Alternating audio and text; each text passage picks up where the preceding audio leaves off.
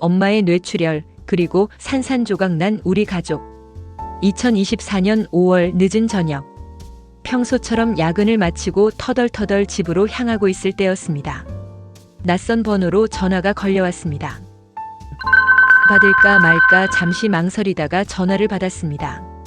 수화기 너머로 들려오는 목소리는 다급하고 불안했습니다. 따님 되시죠? 지금 따님 어머님께서 병원으로 이송되셨습니다. 뇌출혈이 의심됩니다. 빨리 와주셔야 합니다. 그날 밤의 공기는 차갑고 무거웠습니다. 저는 정신없이 택시를 잡아탔습니다. 택시 안에서 엄마에게 전화를 걸어봤지만 받지 않았습니다. 아빠에게 전화를 걸자 아빠는 이미 병원에 도착해 있었습니다. 아빠의 목소리는 떨리고 있었습니다. 엄마 괜찮으실 거야. 괜찮을 거야. 저는 스스로를 다독였습니다. 엄마는 평소에 건강하셨습니다. 정정하시고 활기 넘치셨습니다. 그런 엄마가 갑자기 쓰러지셨다는 사실을 도저히 믿을 수 없었습니다. 하지만 병원에 도착했을 때 저는 현실을 직시해야 했습니다. 중환자실 앞에서 저를 기다리고 있던 아빠와 오빠의 표정은 굳어 있었습니다. 의사 선생님은 무거운 표정으로 저희에게 말씀하셨습니다. 뇌출혈이 맞습니다. 다행히 생명에는 지장이 없으시지만 한쪽 팔다리가 마비될 가능성이 높습니다. 이제부터 길고 힘든 싸움이 시작될 겁니다. 그 순간 제 세상은 무너져 내렸습니다. 하루아침에 엄마는 반신불수가 되셨습니다. 그리고 저희 가족은 지옥으로 걸어 들어갔습니다. 1. 가족의 민낯을 마주하다. 엄마의 퇴원 후 저희 가족은 본격적인 간병 전쟁을 시작했습니다. 처음에는 아빠와 제가 번갈아가며 엄마를 돌보기로 했습니다.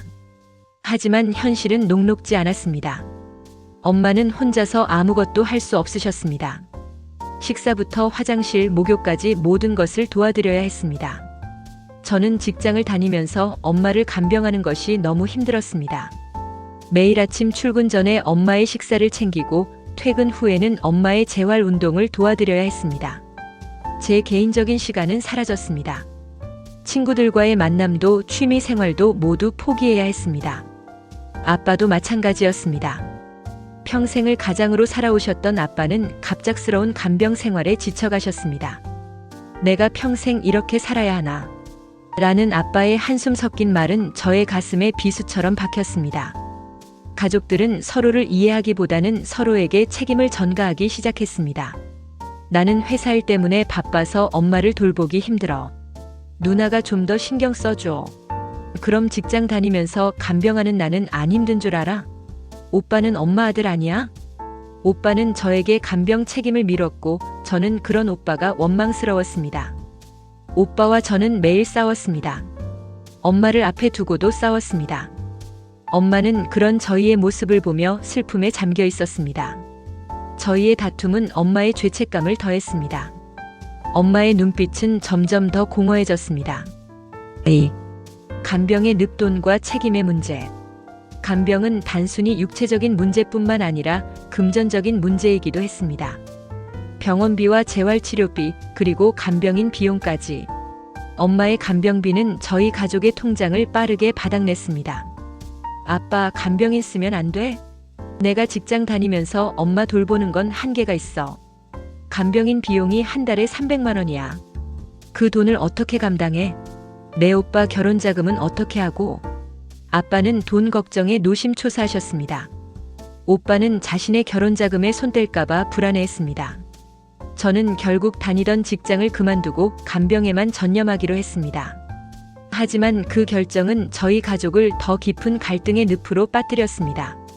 넌 왜 그런 결정을 해? 우리 집에 돈이 남아돌아? 내가 직장 그만두면 생활비는 누가 벌 건데? 오빠는 제게 화를 냈습니다. 오빠의 말은 틀린 말이 아니었기에 저는 아무 말도 할 수 없었습니다. 가족들은 엄마의 간병 문제를 두고 돈과 책임을 따지기 시작했습니다. 사랑과 헌신은 사라지고 오직 차가운 계산만이 남았습니다. 그때 저는 깨달았습니다. 엄마가 쓰러지셨을 때 저희 가족이 무너진 것이 아니었습니다. 이미 저희 가족은 위태로웠던 것입니다. 엄마라는 존재가 저희 가족을 하나로 묶어주는 유일한 기둥이었던 것입니다. 그 기둥이 무너지자 저희 가족은 산산조각 났습니다. 3. 남겨진 자들의 고통. 엄마가 쓰러지신 지 1년이 지났습니다. 저희 가족은 예전과 같지 않았습니다. 저는 오빠와 더 이상 대화하지 않았고 아빠는 매일 술에 의지하셨습니다. 엄마는 여전히 누워 계셨습니다. 엄마의 눈빛은 슬픔과 미안함으로 가득했습니다. 어느 날 엄마가 제 손을 잡고 말씀하셨습니다. 아가, 엄마 때문에 너희가 이렇게 힘들어하는구나. 차라리 엄마가 죽는 게 나았을 텐데. 엄마의 말에 저는 하염없이 눈물을 흘렸습니다. 엄마는 저희를 미워하지 않으셨습니다. 오히려 저희를 걱정하고 계셨습니다. 하지만 저희는 엄마를 위한답시고 서로를 비난하고 상처 주며 가족의 의미를 잃어가고 있었습니다. 저는 더 이상 이렇게 살 수 없다고 생각했습니다. 저는 아빠와 오빠에게 말했습니다.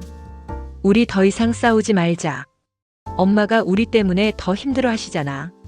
우리 다시 예전처럼 돌아갈 수는 없을까? 아빠는 제 말을 듣고 울기 시작하셨습니다. 오빠는 고개를 숙였습니다. 저희는 엄마를 앞에 두고 서로의 아픔을 털어놓았습니다. 그날 밤 저희는 서로를 용서하고 다시 가족이 되기로 약속했습니다. 사랑이라는 기적. 엄마가 쓰러지신 후 저희 가족은 많은 것을 잃었습니다. 돈을 잃었고 웃음을 잃었고 서로에 대한 믿음을 잃었습니다. 하지만 저희는 더 중요한 것을 얻었습니다. 바로 가족의 진정한 의미입니다. 가족은 완벽한 모습으로 존재하는 것이 아닙니다. 서로의 약점을 보듬어주고 어려움을 함께 나누는 것입니다.